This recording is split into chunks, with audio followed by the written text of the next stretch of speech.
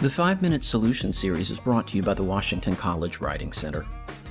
This video will help you understand the purpose of academic research, whether you're working on a project for a first-year seminar, a general distribution course, or your senior thesis. We'll focus on how and why academic researchers present their work the way they do, and you'll gain some strategies for focusing your own research.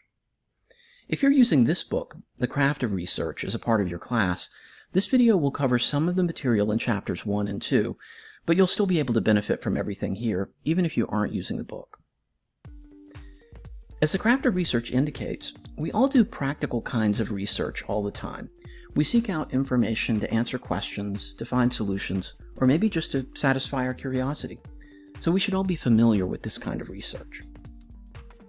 Curiosity and a desire to find solutions to problems are also the driving factors behind academic research. However, and here's the important distinction, academic research isn't just about locating information or reporting facts. It's about building on previous knowledge and asking new questions.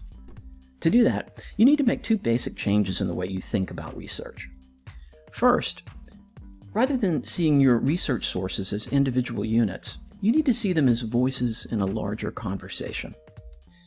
Second, rather than thinking of research as a matter of finding facts and information, you need to think about it as a matter of identifying problems. Let's take a closer look at those two elements.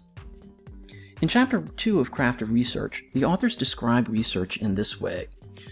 In fact, every time you go to a written source for information, you join a conversation between writers and readers that began more than 5,000 years ago.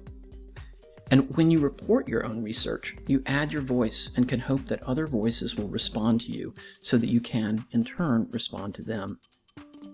Now, this might sound intimidating at first, but it shouldn't be.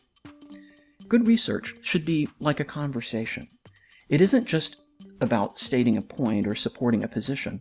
It's about listening to and acknowledging what others have said, and then adding something of your own. The goal is to keep the conversation going. That's something we can all do. So what does this kind of conversation look like in writing? Let's look at an example. In this article on one of the novels of Toni Morrison, if we zoom into the first body paragraph, we'll see how this author is setting up a research conversation.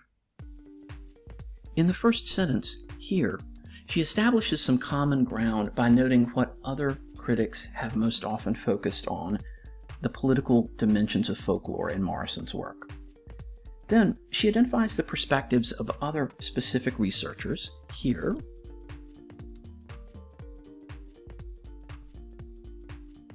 In the next paragraphs, the author will move on to establish what new insight she wants to add to this scholarly discussion. But first, she's positioning herself in terms of what others have said and what we currently know about this topic. She's joining a conversation. This example is from the humanities. In the sciences, authors may not quote directly from other sources as the author has here, but they will usually establish a sense of what others have already discovered about their topic. The second important change you should make in your thinking about research is related to the first. Your job as a researcher isn't just to find information, it's to identify problems. So when you think of what others have already said about your topic, what are some questions that have yet to be answered? Are there conflicts or disagreements that still need to be resolved? Are there new approaches or research methods that haven't been tried yet? In other words, what problems still need to be addressed when it comes to your topic? As the authors of The Craft of Research indicate, your readers don't just want to be entertained or given simple solutions.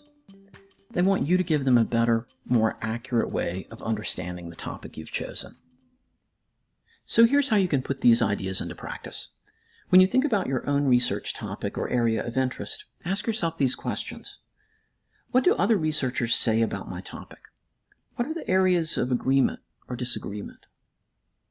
What problem am I trying to address? What questions or challenges about my topic remain unresolved or misunderstood? How will my approach help my readers understand the problem in a new way? Doing your own research as a student certainly isn't easy, but if you remember that your job is to add to an existing conversation about your topic, you'll find that it gets easier, and you'll begin to see the real purpose of academic research. As you're working on your research project, remember to find the Writing Center online and make an appointment with one of our peer writing consultants. You'll get good feedback and some inspiration.